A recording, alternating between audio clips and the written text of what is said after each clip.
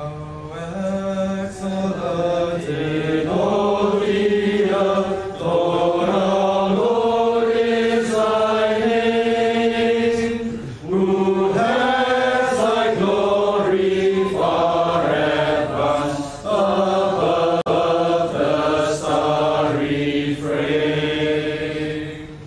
From infants and from sucklings small, thou didst strength ordain. For thy foes caused and so thou mightst the avenging foe restrain.